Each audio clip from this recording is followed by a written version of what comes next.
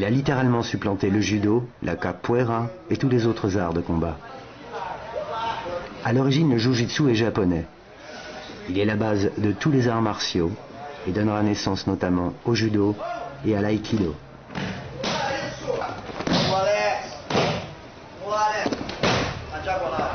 Cette discipline portée à son sommet par la famille Gracie est devenue un art martial brésilien à part entière.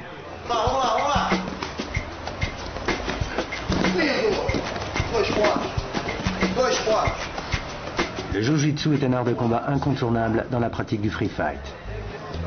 En lutte au corps à corps, il est techniquement l'art le plus efficace qui ait jamais existé.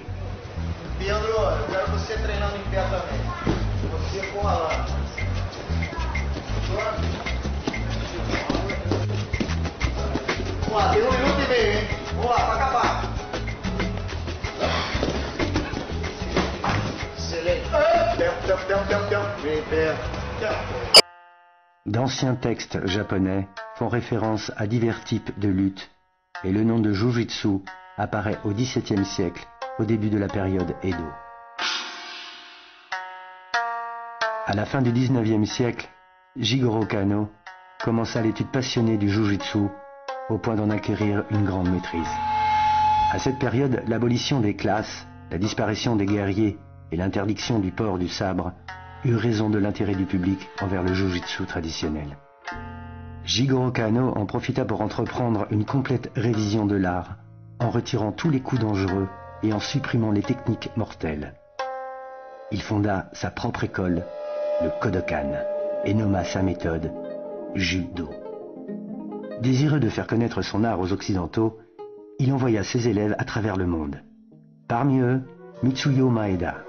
Ce jeune japonais expert en judo était l'un des meilleurs disciples de l'école Kodokan. Maeda commença son périple aux États-Unis. Pendant sa tournée martiale, il releva plusieurs défis contre des boxeurs et des lutteurs américains.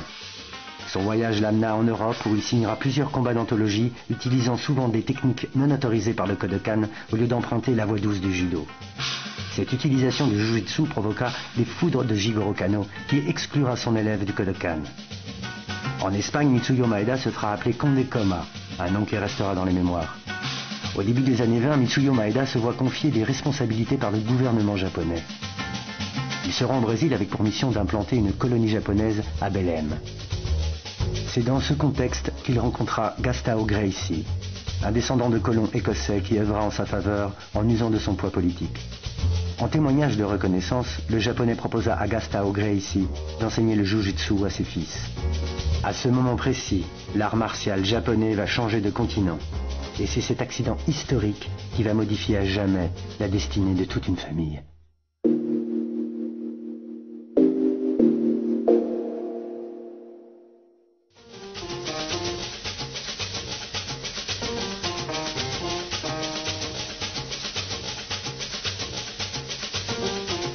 Après 4 ans d'enseignement avec Mitsuyo Maeda, 2 des enfants Gracie, Carlos et Helio, s'installent à Rio et continuent seuls le perfectionnement du Jiu-Jitsu qu'ils avaient appris. C'est la naissance du Jiu-Jitsu brésilien. Seuls, sans leur maître qui était resté à Belém, ils ont cherché à développer ce précieux art martial.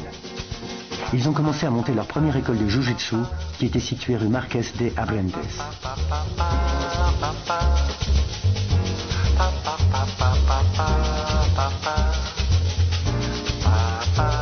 Helio, le plus jeune des 2 frères Gracie, s'avéra être un disciple acharné et passa des heures à s'entraîner. Helio était un homme de faible constitution. Il a donc naturellement commencé à développer des techniques qui pourraient lui servir en combat réel. Sa vision était simple. Comment une personne plus faible physiquement pourrait neutraliser un adversaire plus fort? Ce chercheur de génie inventa les bases de ce qui deviendra le Jiu-Jitsu brésilien et l'enseigna aux légions de fils, de petits-fils et de neveux Gracie. Il n'y a pas longtemps, j'ai relu des vieux articles sur notre famille. Et je me rappelle que mon père disait que le nom de la famille a été fait de sang, de sueur et de larmes. Sang, parce qu'on a dû prouver à tout le monde l'efficacité de notre art. Et pour le prouver, il a fallu monter sur le ring. Sueur, parce qu'on a dû travailler dur pour y arriver. Et larmes, parce qu'on n'a pas toujours été heureux de faire tout ça et pas toujours satisfait des résultats. Le Gracie Jiu-Jitsu, c'est se battre sans se faire taper. Essayer d'immobiliser l'adversaire sans devoir le frapper en retour et lui prouver qu'on a les moyens techniques de lui faire un étranglement et des torsions. Ainsi, on arrive à dominer l'adversaire sans se faire massacrer.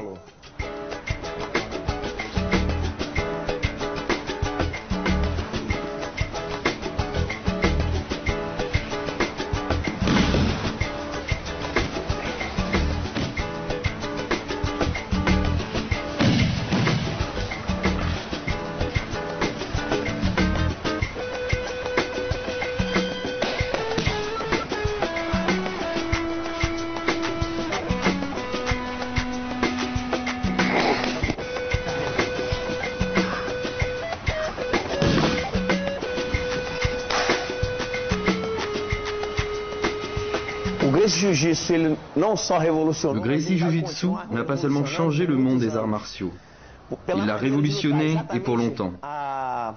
Le karaté, le kung-fu, la boxe, ces disciplines pour lesquelles j'ai beaucoup de respect, sont des sports qui finissent exactement là où nous commençons. La plupart de ces sports de combat n'ont pas beaucoup de connaissances en corps à corps. Ça ne sert à rien d'être bon à la boxe ou au karaté si vous ne savez rien de la lutte au corps à corps.